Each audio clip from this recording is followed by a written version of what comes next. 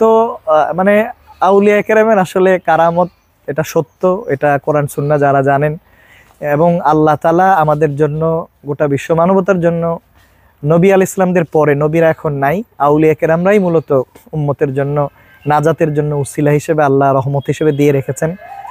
কারণ সারা পৃথিবীতে ইসলামের যে ব্যাপক প্রচার প্রসার, এটা আউলিয়া কেরামের দ্বারা সম্ভব হয়েছে। আমাদের এদেশেও তিনি 12 আউলিয়ার একজন, এবং 12 জন 12 জায়গায় চলে গেছে। মুরাদনগরে আপনার সালিয়াকান্দি, আপনার যার নামই মূলত মুরাদনগর, শাহ মুরাদ মীর রহমতুল্লাহ আলী, তিনিও 12 আউলিয়ার একজন এবং গাউসে পাকের আওলাদ। তারপরে দেবিদ্দার থানায় চরবাখর জায়গার নাম শাহ বাকের রহমতুল্লাহ আলী, তিনিও 12 আউলিয়ার একজন। এবং লাকসামী শরীফপুরে শাহ শরীফ রহমতুল্লাহ আলী, এই 4 জন কুমিল্লা জেলায়। এছাড়া নোয়াখালী রামগঞ্জে কাঞ্চনপুর শাহ মিরান রহমতুল্লাহ আলী, তিনিও গাউসে পাকের নাতি এবং 12 আউলিয়ার একজন। এভাবে রাজশাহীতে শাহ মাকদুম রহমতুল্লাহ আলী, তিনিও গাউসে পাকের নাতি, এবং তিনি গাউসে পাকের নাতি এবং 12 আউলিয়ার একজন।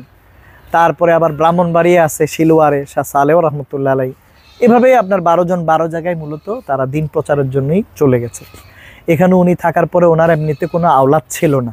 ওনার যেহেতু উনি ইরাকের বাগদাদ থেকে ওনার পরিবার পরিজন ছেড়ে দিয়ে নিয়ে এখানে এসছেন, এসে ইসলামের জন্য নিজেকে উৎসর্গ করেছেন। ওনার সাথে সফর সঙ্গীত ছিলেন 4 জন। ওনার মূল মাজারের ভিতরেই কিন্তু ওনার সাথে 4 জন এখানে আছেন। তারপরে ওনার ইন্তেকালের পরে যারাই বিভিন্ন আউলিয়া কেরামরা ওনার খেদমত করেছেন, যারা তো জানা হয়েছে যে ওনার এত বড় শান, এত দামি ব্যক্তিত্ব এই মাটিতে আছেন।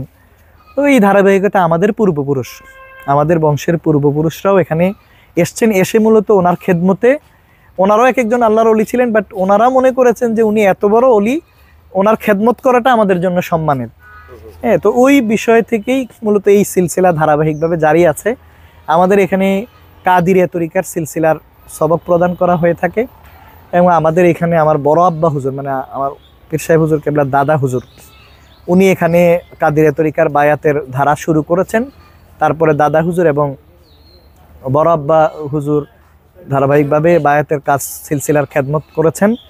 হ্যাঁ, তো আপনার এর পূর্বে আবার এখানে আমার বড় আব্বা হুজুর শ্বশুর সৈয়দ আব্দুস সামাদ রহমতুল্লাহ আলাই, উনি জোনপুরের চকবাজার যে মাজার আছে হাফেজ আহমদ সিদ্দিকী রহমতুল্লাহ আলাই, কারামত আলী জোনপুরি রহমতুল্লাহ আলাইহের ছেলে হাফেজ আহমদ সিদ্দিকী জোনপুরি রহমতুল্লাহ আলাই, ওনার খলিফা ছিলেন, তার মাজারও ওই দিকের কবরস্থানে আছেন। এখানে মূলত এই জায়গাটায় ওনার ওসিলায় অনেকগুলো আউলিয়া একরামের শাখা প্রশাখা এক জায়গায় একত্রিত হয়েছে। এখানে আবার আমার বড় আম্মা যিনি, আমার বড় আব্বার যিনি যিনি যাকে বিয়ে করেছেন, তিনি আবার সোনারচরের বিখ্যাত খাজা গুলজার শাহ রহমতুল্লাহ আলাইহির মেয়ে, যার মাজার শরীফ ওই কবরস্থানে যে ওটা, উনি হচ্ছেন খাজা আমিরুন নেসা। মূলত ওনার নাম হচ্ছে খাজা আমিরুন নেসা, কিন্তু মানুষ এখানে সাহেবানি বলতেন, সাহেবের স্ত্রীলিঙ্গ সাহেবানি বলতেন, বাট উনি ছিলেন হচ্ছে খাজা আমিরিন নেসা। তো ওনার ইয়ে হচ্ছেন আপনার আমাদের, ওনার মেয়ে বিয়ে করেছেন হচ্ছে আমার বড় আব্বা হুজুরকে, সৈয়দ শামসুল হক রহমতুল্লাহ। শামসুল হক রহমতুল্লাহ তিনি আবার কোত্থেকে আসছেন, আমাদের পূর্বপুরুষ আবার মুরার বন্দে অর্থাৎ হবিগঞ্জে যে মাজার, পূর্বে পশ্চিমে মাজার সৈয়দ নাসিরুদ্দিন সিবাসালের রহমতুল্লাহ আলাইহির, ওনার আওলাদের হচ্ছেন আমাদের সৈয়দ শামসুল হক রহমতুল্লাহ। এভাবে মূলত যুগ যুগ ধরে আমার বড় আব্বা হুজুর, দাদা হুজুর, এখন বর্তমানে আমার আব্বা হুজুর মাওলানা সৈয়দ ওবায়দুল হক আল কাদেরী মধ্যে ছিলেন, তিনি আমাদের কাদিরিয়া তরিকার সিলসিলার সবক এবং দায়িত্ব পালন করছেন। এবং আমাদের এই কাদিরের সিলসিলাটা মূলত কুমিল্লার শাহেনশাহ শহরে যিনি আছেন শাহ আবদুল্লাহ গাজীপুরি রহমতুল্লাহ আলাই থেকে এটা সিলসিলাটা জারি আছে।